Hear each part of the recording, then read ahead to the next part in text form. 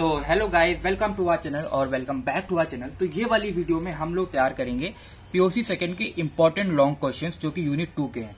सो दोस्तों, इस वीडियो में हम लोग पीओसी सेकंड के जो लॉन्ग क्वेश्चंस हैं वो हम लोग डिस्कस करेंगे, ठीक है। और वो सिर्फ और सिर्फ यूनिट 2 के होंगे।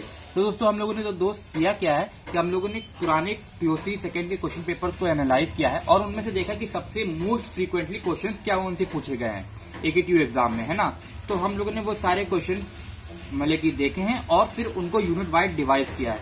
तो ये वाली इस वीडियो में हम लोग यूनिट 2 पढ़ेंगे खाली कि यूनिट 2 से लॉन्ग क्वेश्चन कौन कौन से मोस्ट फ्रीक्वेंटली पूछे गए हैं। तो दोस्तों, इस वीडियो में जितने भी क्वेश्चन हैं इसमें से दोस्तों आपको एक या दो क्वेश्चन तो फंस ही जाएंगे एकेटीयू में, क्योंकि ये जो क्वेश्चन है ये हर एग्जाम में पूछे ही जाते हैं, हर साल पूछे जाते हैं विदाउट एनी ब्रेक, है ना। तो दोस्तों, ये वाली वीडियो में जो जितने भी आपको क्वेश्चन मिलेंगे वो आप इस क्वेश्चन को तो पक्का तैयार करके जाइएगा, भले आप दूसरे क्वेश्चन तैयार करें या ना करें, क्योंकि ये क्वेश्चन है सबसे इंपॉर्टेंट है, ठीक है। तो अब इन क्वेश्चंस इस वीडियो में आपको जितने भी क्वेश्चंस हैं, है ना, हम लोगों ने इसके आंसर्स प्रोवाइड किए हैं और हम लोगों ने इस आंसर्स को इस तरह से फ्रेम किया है कि कोई भी पॉइंट आपका मिसिंग ना हो। इस वीडियो में दोस्तों कोई भी ऐसा आपको पॉइंट नहीं मिलेगा जो आपको मतलब कि ऐसा कोई पॉइंट नहीं है जो हम लोगों ने मिस किया हो। हाँ, आपके कॉलेजेस में इस वीडियो में आपको कुछ पॉइंट्स मिल सकते हैं जो आपके कॉलेजेस में ना पढ़ाए गए हो, लेकिन दोस्तों ये आप लोग श्योर हो सकते हैं कि इस वीडियो में कोई भी ऐसा पॉइंट नहीं है जो मिस है। इस वीडियो में सारे पॉइंट्स हम लोगों ने लिखे हैं, पूरे आंसर को डिटेल में लिखा है ताकि आप लोग आराम से प्रिपेयर कर पाए, है ना। तो ये वाली वीडियो में हम लोग वही लॉन्ग क्वेश्चंस को तैयार करते हैं। सो स्टार्ट करने से पहले जस्ट वेरी क्विक, पिछली वाली वीडियो में हम लोगों ने देखा था पीओसी सेकंड के यूनिट फर्स्ट क्वेश्चन।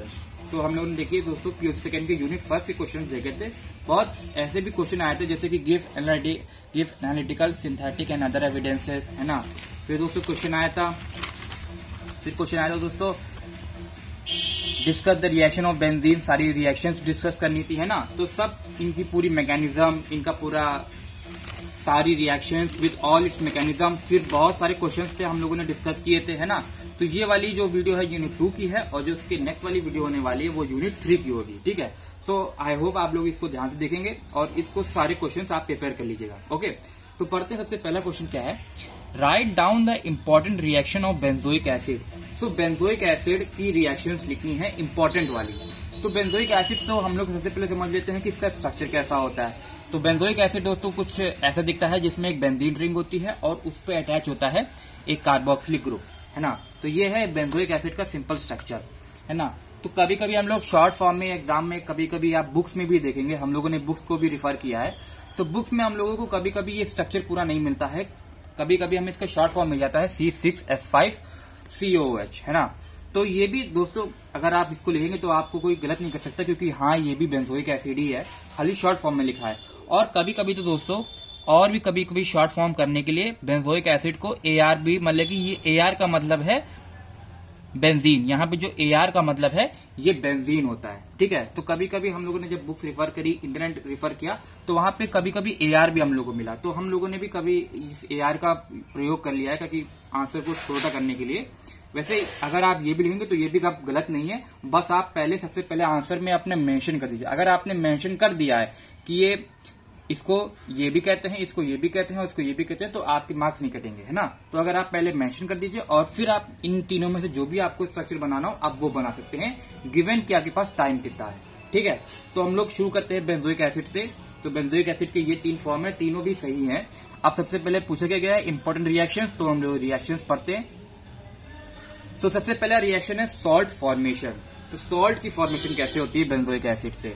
तो ये रहा हमारा बेंजोइक एसिड, जो AR है वही बेंजोइक एसिड है ये, है ना। तो इसको हम लोगों ने ट्रीट किया NaOH सोडियम हाइड्रोक्साइड के साथ, जो बहुत ही अच्छा बेस है।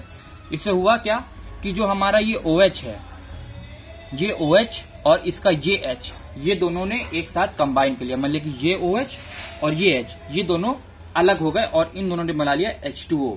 और H2O बनाते ही ये जो अब ये Na बचा हुआ था ना, Na ने इसके साथ बाइंड कर लिया, तो यही बन गया हमारा AR, मतलब कि बेंजोइक बेंजीन, ये benzoic acid CO- plus Na, है ना। तो ये भी एक तरह का सॉल्ट है। दूसरा देखते हैं क्या है, दूसरा दोस्तों ये है ये बेंजोइक एसिड वो कार्बोक्सिलिक एसिड, इसके साथ हम लोगों ने ट्रीट कराया अमोनिया के साथ। ट्रीट कराया तो ये जो H है इसके साथ ही अटैच हो गया और यहाँ पे माइनस नेगेटिव साइन आ गया और ये बन गया अमोनियम आयन जो NH4+ है। ठीक, फिर देखते हैं क्या है दोस्तों आगे। फिर है हमारा ईस्टर फॉर्मेशन। तो ईस्टर भी हमारे यहाँ पे फॉर्म होता है। तो ईस्टर में कैसे ArCOH प्लस ROH। तो हम लोगों ने इसको जब हम लोगों ने इसको अटैच कराया है तो यहाँ पे जो H है दोस्तों सबको पता है कि ये वाला जो H है, ये वाला H और ये वाला OH, ये दोनों हट जाते हैं और ये दोनों बना लेते हैं वाटर, और वही यहाँ पे आपका बन गया वाटर, है ना। और जब बचे क्या, ये COH बता और ये बचा, तो क्या हुआ, ये वाला R जो है ये इसकी जगह आ गया। देखो दोस्तों यही हुआ है, AR ये COH है और यहाँ पे R आ गया है बस, और इसी को कहते हैं हम लोग ईस्टर कहते हैं। और ये इसे जो COH ये है ना, यहाँ पे COO, इसे कहते हैं हम लोग ईस्टर ब्रिज। ये आप लोग आगे पढ़ेंगे क्या होता है ईस्टर ब्रिज। ओके, फिर थर्ड है हमारा फॉर्मेशन ऑफ एमाइड। तो एमाइड की फॉर्मेशन करनी है।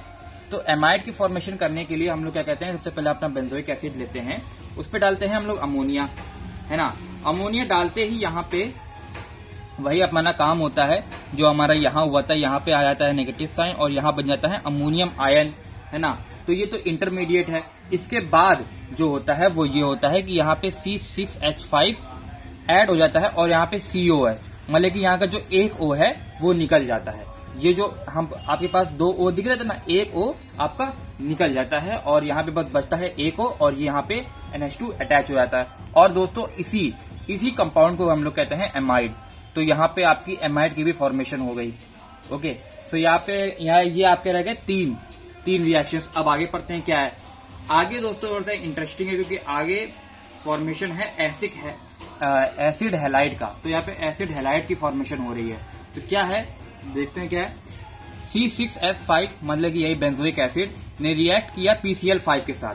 PCl5 के साथ जब रिएक्ट करेगा तो ये C6H5COCl और POCl3 और HCl, है ना, हमारा ये कंपाउंड फॉर्म होगा।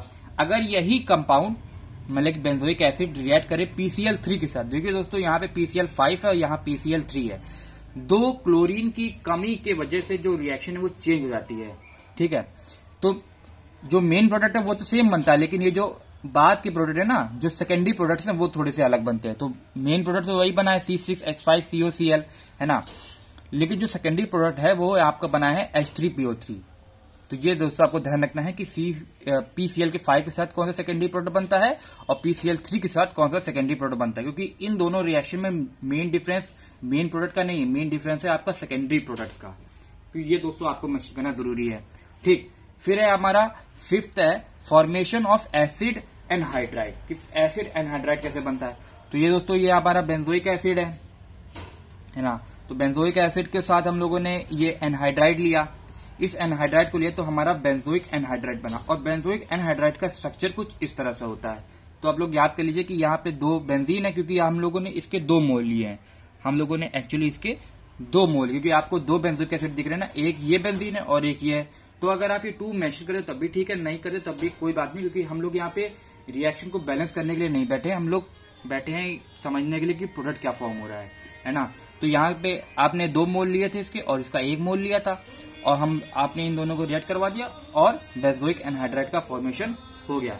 ठीक है, और ये आपका स्ट्रक्चर है बेंजोइक एनहाइड्राइड का। तो दोस्तों 6 पढ़ते हैं क्या है। 6 है हमारा रिडक्शन। रिडक्शन का मतलब क्या दोस्तों होता है, रिडक्शन एक समझ लीजिए, अगर आप सिंपल भाषा में कहें तो एडिशन ऑफ हाइड्रोजन होता है, हाइड्रोजन का ऐड हो जाना होता है। ठीक है, तो अगर आपका हाइड्रोजन ऐड हो गया है तो आप समझ सकते हैं कि वहां पे हो रहा है रिडक्शन। ठीक, तो पढ़ते हैं क्या है। द कार्बोक्सिलिक एसिड या बेंजोइक एसिड, मतलब या तो बोलिए कार्बोक्सिलिक एसिड या बोलिए बेंजोइक एसिड, बात सेम है ना। So the benzoic acid is reduced to primary alcohol in the presence of LiAlH4। तो जो हमारा बेंजोइक एसिड है इज रिड्यूस्ड, ये रिड्यूस हो जाता है प्राइमरी अल्कोहल में, ये रिड्यूस हो जाता है प्राइमरी अल्कोहल में इन द प्रेजेंस ऑफ LiAlH4, है ना। तो ये दोस्तों है हमारा C6H5COH प्लस LiAlH4। और ये दोस्तों आपको पता होगा कि ये LiAlH4 बहुत ही अच्छा रिड्यूसिंग एजेंट है। मींस हम लोगों को पूरी ऑर्गेनिक केमिस्ट्री में इससे अच्छा रिड्यूसिंग एजेंट शायद ही मिले होंगे, लेकिन जब तक हम लोग ऑर्गेनिक केमिस्ट्री पढ़ रहे हैं तो हमारे लिए सबसे स्ट्रॉन्ग जो रिड्यूसिंग एजेंट है वो LiAlH4 है। इससे ज्यादा स्ट्रॉन्ग हमने रिड्यूसिंग एजेंट नहीं देखा है पूरी ऑर्गेनिक केमिस्ट्री में, है ना। तो ये बहुत ही तगड़ा रिड्यूसिंग एजेंट है, किसी चीज को भी रिड्यूस कर सकता है, इसके सामने कोई नहीं टिकता। ठीक है, तो वही बेंजोइक एसिड भी हम लोगों ने लिया और LiAlH4 के साथ इसको जब रिएक्ट कराया तो क्या हुआ, क्या लिखा है, the benzoic acid is reduce to primary alcohol, तो प्राइमरी एल्कोहल में कन्वर्ट हो जाता है और यही C6H5CH2OH, तो ये प्राइमरी एल्कोहल है, देख ही सकते हैं आप कि यहाँ पे OH लगा हुआ है, OH ग्रुप है, तो ये प्राइमरी एल्कोहल में आपका कन्वर्ट हो चुका है। ओके, सो नेक्स्ट देखते हैं, हमारा रिडक्शन भी हो चुका है, आपको इसकी रिएक्शन याद ही करनी होगी। हाँ, आपको मैंने समझा दिया है कि ये जो LiAlH4 है बहुत ही स्ट्रॉन्ग रिड्यूसिंग एजेंट है और किसी भी एसिड को ये किसी कंपाउंड को भी ये रिड्यूस करने की क्षमता रखता है। ठीक है, अब डीकार्बोक्सिलेशन देखते हैं कि डीकार्बोक्सिलेशन होता क्या है। तो डीकार्बोक्सिलेशन आपको समझ में आ रहा होगा, डी मतलब कि हटाना और कार्बोक्सिलेशन में कार्बन डाइऑक्साइड को हटाना, उसी को कहते हैं डीकार्बोक्सिलेशन। सिंपल वर्ड में कहे तो जो कार्बन डाइऑक्साइड है उसको एलिमिनेट कर देना, उसको डिटैच कर देना ही कहते हैं उसको डीकार्बोक्सिलेशन। यही हमारे बेंजोइक एसिड के साथ भी हुआ, हम लोगों ने इसको कराया, इसको रिएक्शन सोडा लाइम के साथ जैसे हमने इसका रिएक्शन कराया तो इसका डीकार्बोक्सिलेशन शुरू हो गया और ये बन गया बेंजीन और कार्बन डाइऑक्साइड। तो वही हमारा कार्बन डाइऑक्साइड तो भैया निकल गया, वही था हमारा डीकार्बोक्सिलेशन रिएक्शन। फिर दोस्तों पढ़ते हैं एर्थ रिएक्शन क्या है। एर्थ है हमारी रिएक्शन ऑफ एरोमेटिक न्यूक्लियस, की जो एरोमेटिक न्यूक्लियस है वो कैसे काम करता है। तो दोस्तों हम लोगों ने पिछली वाली वीडियो में जब हम लोग पढ़ रहे थे यूनिट 1 क्वेश्चन, तो हम लोगों ने पढ़ा था कि COH जो होता है वो एक मेटा डायरेक्टिंग ग्रुप होता है। मीन्स अगर यहाँ पे बेंजीन में ये जो आपकी बेंजीन है जहाँ पे ये COH लगा है, अब ये एक मेटा डायरेक्टिंग ग्रुप है। मेटा डायरेक्टिंग का ग्रुप का मतलब अगर आप इस पे कोई भी इलेक्ट्रोफाइल लाएंगे, मुझे नहीं पता कौन सा, तो वो मेटा पोजीशन इसी पोजीशन पे आके लगेगा, वो ऑर्थो पे नहीं लगेगा, वो पैरा पे नहीं लगेगा, वो लगेगा खाली और खाली मेटा पोजीशन पे। ये COH की एक खास बात है और इसीलिए हम लोग इसे कहते हैं मेटा डायरेक्टिंग ग्रुप। ओके, तो हम लोगों ने इस चीज को पिछली वाली वीडियो में डिस्कस किया था, देखिए तो लिखा है मेटा डायरेक्टिंग ग्रुप, तो यहाँ पे हम लोगों ने इन सब चीजों के बारे में बात करी थी। ठीक है, तो वही यहाँ पे मेटा डायरेक्टिंग ग्रुप भी है। ठीक, तो वही इन मेटा डायरेक्टिंग ग्रुप में हम लोग के पास 3 रिएक्शन है। सबसे पहला है ब्रोमिनेशन। तो ब्रोमिनेशन में क्या किया, हम लोगों ने ये बेंजोइक एसिड लिया और FeBr3 लिया, इसको साथ रिएक्ट कराया COH के साथ, क्या कहाँ पे मेटा पोजीशन पे Br आएगा। बात वही नाइट्रेशन के साथ भी होती है, HNO3 है, H2SO4 है, फिर से हमने रिएक्शन कराई, NO2 बन गया। ठीक, फिर आया सल्फोनेशन में दोस्तों क्या हुआ, COH था, H2SO4 था, यहाँ पे भी हम लोगों ने SO3H, वहां पे ये सल्फोनेशन में भी क्या हुआ, मेटा पोजीशन पे आ गया। ठीक, तो दोस्तों ये तो हमारा आंसर हुआ कंप्लीट, क्योंकि यहाँ पे हम लोगों को लिखना था right the important reaction of benzoic acid, तो बेंजोइक एसिड की इम्पोर्टेंट रिएक्शंस लिखनी थी। तो दोस्तों हम लोगों के कोर्स में यहाँ तक टिल सल्फोनेशन हम लोगों को ये रिएक्शंस लिखनी थी, और कोई रिएक्शंस हम लोगों के कोर्स में है नहीं, है ना, क्योंकि यही मेन अपनी रिएक्शंस है, decarboxylation, reaction of aromatic nucleus, reduction, formation of acid anhydride, formation of acid halide, है ना। तो नेक्स्ट क्वेश्चन पढ़ते हैं, क्या है अपना। तो दोस्तों थोड़ी सी आवाज आ रही है पीछे, तो उसको इग्नोर करिएगा दोस्तों, थोड़ा सा त्योहार का महोत्सव है। ठीक है, तो पढ़ते हैं हम लोग, क्या है कि नेक्स्ट क्वेश्चन है, explain the method of preparation and chemical reactions of phenol. तो पहले क्वेश्चन में हम लोग बात कर रहे थे बेंजोइक एसिड की, अब हम लोग बात कर रहे हैं फिनॉल की। तो फिनॉल भी बहुत ही इंपॉर्टेंट कंपाउंड है अपना, तो हम लोग को इसमें बताना है प्रिपरेशंस पहले बतानी है, फिर उसके बाद बतानी है उसकी केमिकल रिएक्शंस। ठीक है, तो पहले प्रिपरेशन बताएंगे, फिर केमिकल रिएक्शन बताएंगे। तो शुरुआत करने से पहले थोड़ा सा फिनॉल का थोड़ा सा इंट्रोडक्शन दे देते हैं कि क्या है फिनॉल। तो पढ़ते हैं क्या है फिनॉल है। It is a aromatic organic compound, तो ये एरोमेटिक ऑर्गेनिक कंपाउंड है। It is a white crystalline solid that is volatile, तो ये वोलेटाइल इन नेचर है। तो आपको पता होगा कि ये फिनॉल जो होता है वो वोलेटाइल इन नेचर होता है, और जो इसका मोलिकुलर फॉर्मूला है, वो मोलिकुलर फॉर्मूला भी इसका, मतलब कि आप लिख सकते हैं कि फिनॉल का मोलिकुलर फॉर्मूला क्या है, वो C6, अभी मैंने इसको गलत लिखा है, मैं अभी इसको चेंज कर दूंगा। जो इसका मोलिकुलर फॉर्मूला है वो है C6H5, ये मैंने गलती से गलत लिख दिया है, ये C6H5OH है। ओके, आप इसको चिंता मत करिएगा, पीडीएफ में जब आप देखेंगे तो उसको सही मिलेगा। तो इसका जो मोलिकुलर फॉर्मूला है वो C6H5OH है। ठीक है, तो अब थोड़ा सा फिनॉल का इंट्रोडक्शन हो गया। अगर आप और देना चाहिए तो और भी दे सकते हैं, फिनॉल के बारे में आप कई सारी चीजें जानते हैं, लेकिन जो मेन इंट्रोडक्शन है जो फिनॉल का वो उसकी प्रिपरेशन और केमिकल रिएक्शन से ही होगा। ठीक, तो प्रिपरेशन ऑफ फिनॉल पढ़ते हैं, कैसे फिनॉल प्रिपेयर करी जाती है। ठीक है, तो सबसे पहला प्रोसेस है हमारा डाउ प्रोसेस। डाउ प्रोसेस में क्या होता है, हम लोग क्लोरोबेंजीन लेते हैं, इसे कहते हैं क्लोरोबेंजीन। ठीक है, तो क्लोरोबेंजीन लेते हैं और फिर क्या करते हैं, इसका हम लोग NaOH के साथ रिएक्ट करा देते हैं काफी हाई टेम्परेचर पे, 350 सेल्सियस पे, काफी हाई टेम्परेचर है। तो इसका हम लोग रिएक्शन करवा देंगे और बन जाएगा हमारा ONA। ठीक, ONA के साथ हमारा थोड़ा सा सेकेंडरी प्रोडक्ट बनेंगे NaCl और वाटर, तो वो लोग हम लोग भी देख लेंगे। ठीक है, अब जो ये ONA बना है, ये ONA बना है, इसको हम लोग और देखते हैं और इसको हम लोग रिएक्ट करवा देंगे HCl के साथ। ठीक है, HCl के साथ रिएक्ट करवाते ही हमारा वो जो है फिनॉल बन जाएगा और फिर हमारा सेकेंडरी प्रोडक्ट NaCl बनेगा। लेकिन जो हमारा मेन प्रोडक्ट है वो फिनॉल है, तो आपको डाउ प्रोसेस याद करने में ज्यादा कठिनाई नहीं होगी। ये Cl है, NaOH के साथ मैंने रिएक्ट करवाया 350 सेल्सियस पे, ONA बना है और फिर ये ONA जो है वो HCl में इसके साथ हमने HCl का रिएक्शन करवा दिया है और ये बन गया है NaCl, है ना। तो ये दोस्तों डाउ प्रोसेस है, काफी इजी प्रोसेस है ना। और दोस्तों अगर आपको देखना है कि डाउ प्रोसेस होता कैसे है, तो आप लोग हमारे यूट्यूब जो हमारी प्लेलिस्ट है वो फार्मास्यूटिकल ऑर्गेनिक केमिस्ट्री की, वहां पे भी आप जाके देख सकते हैं कि ये होता क्या है, ये मतलब इसकी मैकेनिज्म क्या है। ठीक है, तो हम लोग मैकेनिज्म की बात नहीं करते हैं, अब लोग यहाँ पे डायरेक्टली आते हैं आगे। और ये जो ONA है, इस ONA को दोस्तों अगर आप याद कर सके तो ही करिएगा, वैसे कोई कंपल्शन नहीं है। तो इस ONA को हम लोग कहते हैं सोडियम फिनोक्साइड कहते हैं।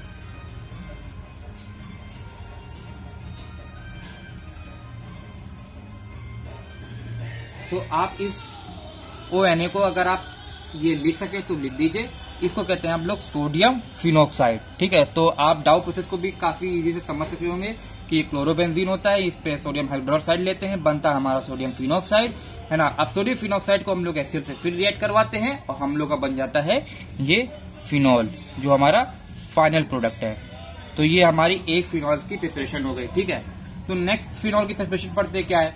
तो नेक्स्ट फिनॉल की जो प्रिपरेशन है वो इस तरह है कि जो हम लोग ये कंपाउंड लेते हैं, इसे कहते हैं सोडियम बेंजीन सल्फोनेट। तो इसका नाम क्या है दोस्तों, सोडियम बेंजीन सल्फोनेट।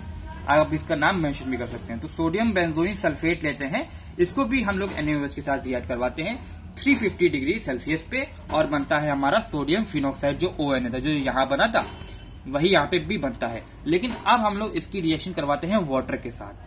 ठीक है, और वाटर के साथ जैसे हम लोग इसकी रिएक्शन करवाते हैं तो हमारा जो फिनॉल बन जाता है। तो ये हमारा फिनॉल, तो ये फिनॉल अपना फॉर्म हो गया। ठीक है, फिर नेक्स्ट पढ़ते हैं हमारी रिएक्शन क्या है, फ्रॉम डाइजोनियम सॉल्ट। तो हम लोग डाइजोनियम सॉल्ट के साथ कैसे बनाएंगे, तो हम लोग ये बेंजीन का डाइजोनियम सॉल्ट लेंगे और इसकी रिएक्शन करवाएंगे वाटर के साथ। वाटर के साथ जब रिएक्शन कराएंगे तो हमारा जो है फिनॉल बनेगा, साथ में हमारा बनेगा नाइट्रोजन और ये हेलाइड बनेगा, जो हमारा कोई भी हेलाइड हो सकता है। अब यहाँ पे X क्या है, X यहाँ पे हो सकता है Cl हो सकता है, Br माइनस हो सकता है ना, F माइनस होता है। जितने भी हाइड्रोजन है आप जितने भी गिन सकते हैं वहां पे आप यहाँ पे लगा सकते हैं। X का मतलब यहाँ पे हेलोजन है। आपको कहीं भी X मिले दोस्तों केमिस्ट्री में तो समझ लीजिए वो हेलोजन है, क्योंकि हेलोजन को हम लोग X से ही डिनोट करते हैं। ठीक, फिर हम लोग इसको बना सकते हैं ग्रिनार्ड रिएजेंट से। ग्रिनार्ड रिएजेंट से कैसे बनाएंगे, MgX लेंगे, ठीक, बेंजीन के साथ MgX अटैच करेंगे, इस पे मिलाएंगे ऑक्सीजन और बनेगा हमारा ये थोड़ा सा कॉम्प्लेक्स कंपाउंड है O2 Mg और M, O2 Mg और X। ये X हमारा कोई भी हेलोजन हो सकता है। इसकी कराएंगे हम लोग प्रोटोनेशन। प्रोटोनेशन बोलिए या H+ बोलिए, बात सेम है। कुछ लोग यहाँ पे प्रोटोनेशन बोलते हैं, हम लोग यहाँ पे H+ बोलते हैं, कोई गलत नहीं। और फिर हमारा जो कन्वर्ट हो जाएगा फिनॉल में, तो हमारा यहाँ पे भी फिनॉल फॉर्म हो गया। तो यहाँ पे भी हमें फिनॉल की प्राप्ति हो गई है।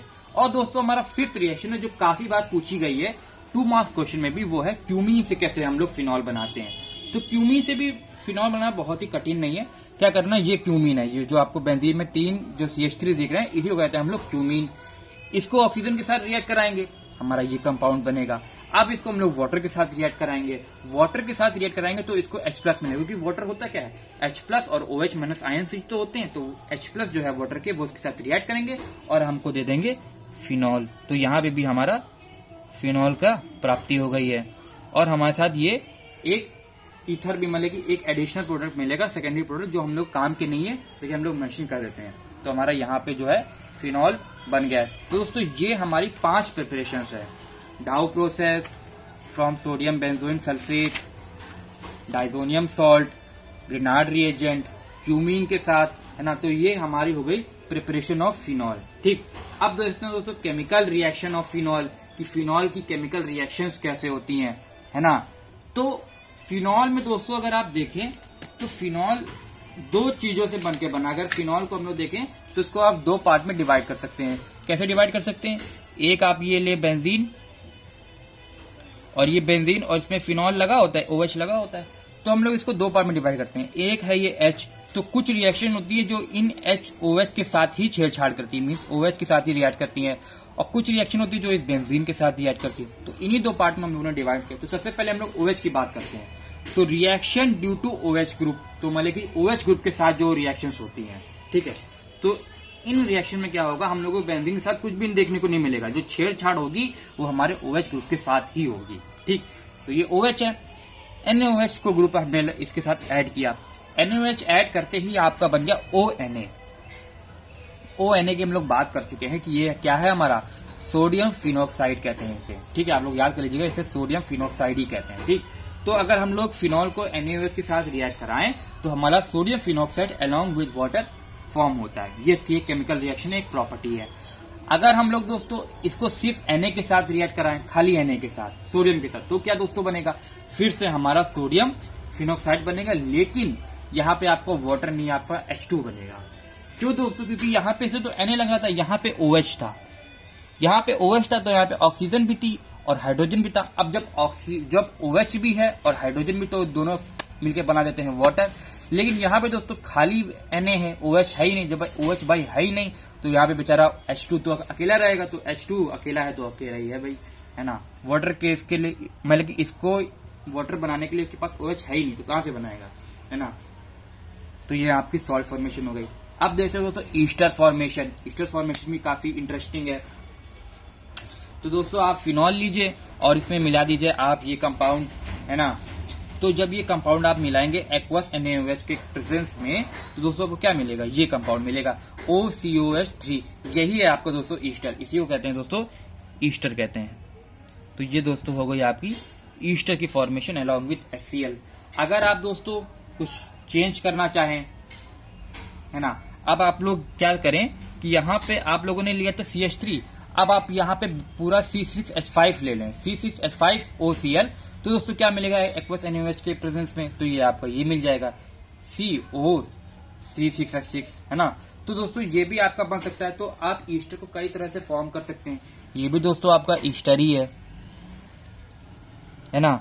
तो दोस्तों आप इसमें से अब यहाँ पे दोस्तों क्या देख सकते हैं कि आप यहाँ पे जो भी कंपाउंड लगा दे, फर्क नहीं पड़ता आप कौन सा कंपाउंड लगा दे, वो यहाँ पे लास्ट में ऐड हो जाएगा। दोस्तों यहाँ पे देखिए CH3 था, तो यहाँ पे भी लास्ट में CH3 ऐड हो गया, यहाँ पे C6H5 तो यहाँ पे भी C6H5 ऐड हो गया। बात बिल्कुल सिंपल सी है, कोई भी ग्रुप लगा सकते हैं। अब यहाँ पे आप यहाँ पे तो आपकी बेंजीन लगी है, आप यहाँ पे नेपथलीन लगा सकते हैं, कोई भी कंपाउंड लगा सकते हैं दोस्तों, इथाइलिन लगा सकते हैं, प्रोपाइलिन लगा सकते हैं, कोई भी लगा सकते हैं, है ना। आपकी ये फॉर्मेशन हो जाएगी। बस आपको ध्यान रखना है कि एक्वस NaOH की प्रेजेंस में ही होना चाहिए, उसकी प्रेजेंस में नहीं है तो नहीं होगी रिएक्शन। ठीक, फिर देखते हैं दोस्तों क्या है ईथर फॉर्मेशन, और इसे हम लोग कहते हैं विलियमसन सिंथेसिस भी कहते हैं इसको। विलियमसन सिंथेसिस भी इसका नाम है। 2 मार्क्स क्वेश्चन में पूछा जा सकता है, डिफाइन विलियमसन सिंथेसिस। तो क्या है दोस्तों, सिंपल है, फिनॉल लीजिए और कोई भी आप हैलाइड लीजिए, R मतलब कि कोई भी सकता है, आप CH3 ले सकते हैं, CH3 ले सकते हैं, या 3 बार ले सकते हैं, 4 बार ले सकते हैं, और जो X है वो आपका हेलोजन है, Cl, Br, फ्लोरीन कोई भी ले सकते हैं। तो क्या होगा, आपका एक ईथर फॉर्म हो जाएगा। तो इसी को कहते हैं दोस्तों ईथर, OR है, इसी को कहते हैं दोस्तों ईथर। तो ये दोस्तों आपका हो गया ईथर फॉर्मेशन। ठीक, अगर आप इसको NaOH के साथ मिलाएंगे तो देखिए क्या होता है, आपका फिर से सोडियम फिनॉक्साइड बनेगा।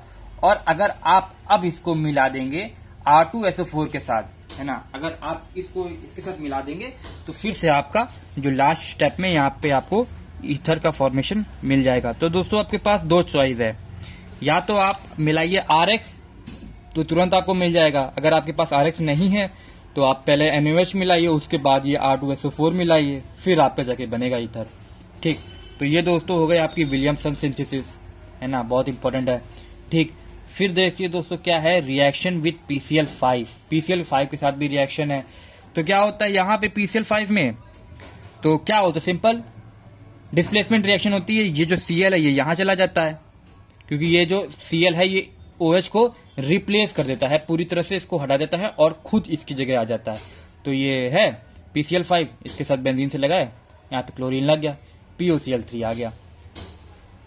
ठीक, अब दोस्तों दोस्तों हैं E, मतलब कि फिफ्थ रिएक्शन क्या है हमारी। फिफ्थ रिएक्शन देखिए क्या है, रिडक्शन रिएक्शन। यहाँ पे क्या होगा, रिडक्शन होगा। रिडक्शन का मतलब क्या होता है, H का हटना, H हट जाए, मतलब हाँ, रिडक्शन का मतलब कि दोस्तों आपको पता होगा कि अगर आप ऑक्सीडेशन और रिडक्शन को ध्यान से पढ़ें दोस्तों, तो ऑक्सीडेशन का मीन्स होता है लॉस ऑफ इलेक्ट्रॉन और रिडक्शन का मीन होता है गेन ऑफ इलेक्ट्रॉन, है ना। तो यहाँ पे रिडक्शन में क्या होता है, आपका OH जो है ये हट जाता है, पूरी तरह से हट जाता है। अगर आप फिनॉल लें और उसमें जिंक डस्ट मिलाएं तो आपको पूरा बेंजीन मिल जाएगा साफ, और यहाँ पे आपका ZNO फॉर्म हो जाएगा। तो ये आपके हो गए reduction in presence of zinc dust, इसे कहते हैं जिंक डस्ट। और ये जिंक डस्ट भी दोस्तों बहुत ही अच्छा रिड्यूसिंग एजेंट होता है। LiAlH4 की जितना पावरफुल तो नहीं होता, लेकिन काफी हद तक रिड्यूस करने की क्षमता रखता है। ठीक, फिर दोस्तों देखते हैं और थोड़ा सा रिडक्शन। तो हम लोग ने जिंक डस्ट की बात करी, लेकिन हमारा निकल भी काफी अच्छा वो रिड्यूसिंग एजेंट होता है, ये भी काफी अच्छे तक रिड्यूस कर देता है। तो उसने भी ये फिनॉल को रिड्यूस कर दिया। देखिए दोस्तों, यहाँ से जो इसकी सारे डबल बॉन्ड थे वो उसने हटा दिए हैं, सारे जो H थे उसने हटा दिए हैं। ठीक है, तो सारे इसने डबल बॉन्ड हटा दिए हैं।